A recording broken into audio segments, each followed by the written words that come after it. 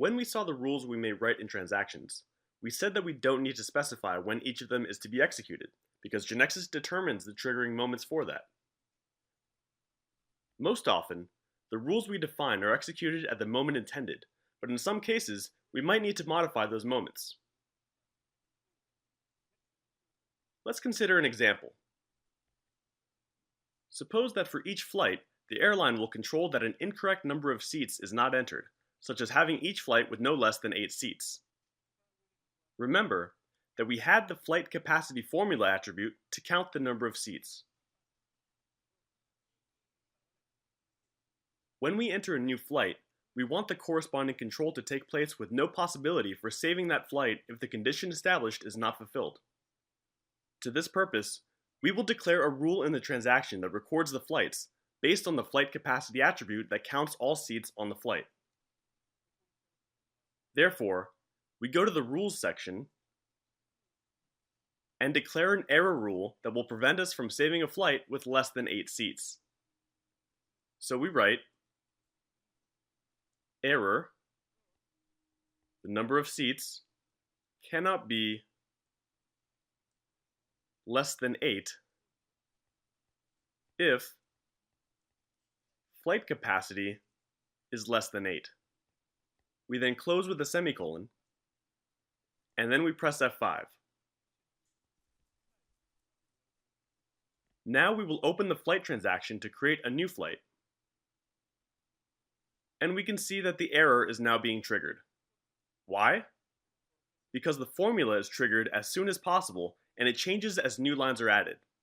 The problem is that at the beginning, we did not have time to enter any lines, so the flight capacity formula will be triggered with a result of 0, which is less than 8. We could then think of conditioning the error so we can allow some time to enter lines.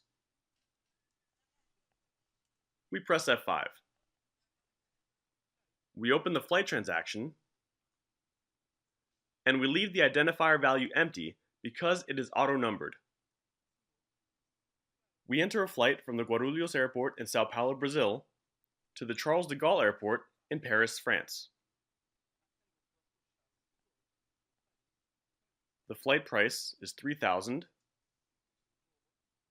with a 10% discount, and the airline is TAM. We now enter seat 1, letter A, window, and upon exiting the line, we will see that the error message is displayed.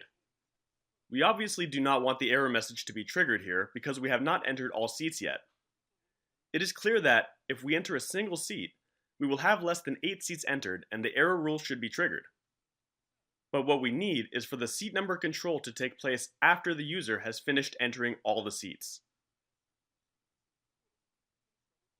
To make this possible, we must condition the rule so it will be triggered after we have finished working with the grid lines. To do that, we write the following. On after level, level, flight seat char.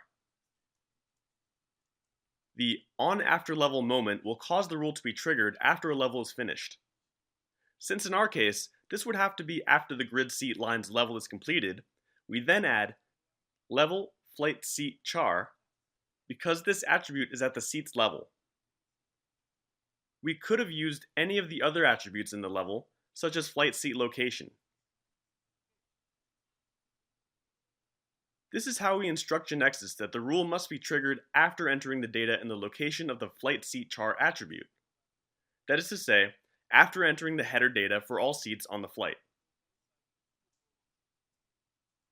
The assessment carried out by the error rule makes sense, because at the triggering moment, all seats that the user wished to enter will have been entered, and it will be possible to verify that at least 8 seats have been entered. We then press F5. And now, we open the flight transaction to enter a new flight. So we repeat the data that we used before. A flight from the Guarulhos Airport to the Charles de Gaulle Airport, with a price of $3,000, 10% discount, and the TAM airline. And then we enter the seats. 1, A, window, 1, B, aisle, 2, A, window, 2, B, aisle.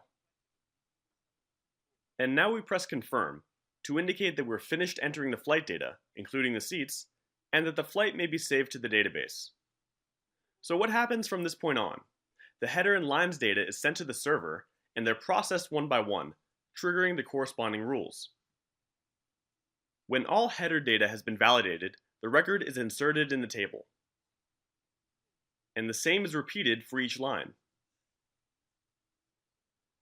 Once the processing of all lines is completed, then comes the after-level moment, when all the rules conditioned to that moment are triggered. Note that the header and lines data is already saved in the database. If we now go back to our transaction at runtime, we will see that upon confirming, GeneXus will indicate the error, as expected, since we only entered 4 seats, and it will not save this flight to the database because an error rule will undo any saving done. And now we complete the 8 seats required by typing 3, A, window, 3, B, aisle, 4, A, window, and to finish, 4, B, aisle. Now we press confirm, and we'll see that GeneXus allows us to save the flight this time. To sum up, we will achieve our goal by delaying the moment initially selected by GeneXus to trigger the error rule. We had Flight 1 with 7 seats because we added the error rule afterwards. As long as we don't try to save this flight, the error rule will not be controlled because, as we saw, it'll be executed after confirming, when all the data is sent to the server. If we press confirm, we will see the message. So, we add a seat to this flight. 2, B, aisle, and we save. And now it will work. Our last step will be to enter a new flight with no seats. And it allowed me to save it. Why? Because we have the following condition, which we entered incorrectly, unaware of the existence of after level. So we delete it, and the rule will be written as follows. We press F5, and we edit the flight with no seats, and we will now see that if we confirm again, the control will apply, not allowing us to enter it. We eliminate it by pressing delete. Now let's get back to GeneXus to save the changes that we made to our knowledge base and to the GeneXus server.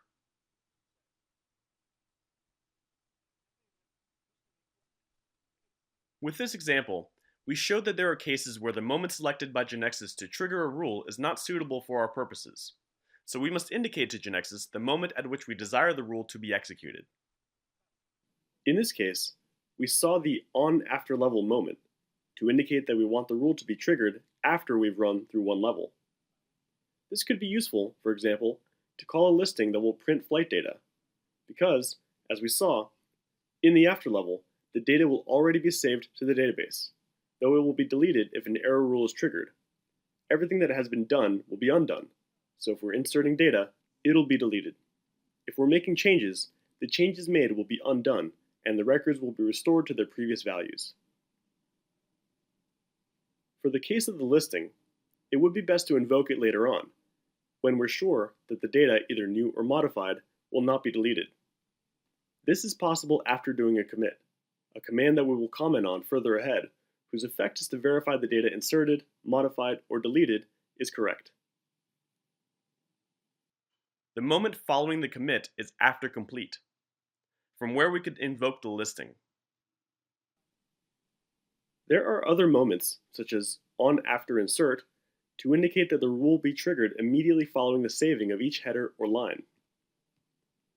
And on before insert, for when we want to do or assess something immediately before the saving of the header or line data in the database. Note that all the triggering moments start with the on prefix, and they're always written after the rule declaration. Just as we have before insert and after insert, which will be triggered only if we're trying to insert records, we have before update and after update if we're trying to modify them, and before delete and after delete if we're trying to delete them. Here we've only presented the most important ones, but there are other triggering moments that we will not consider here, but which are available for you to find out about.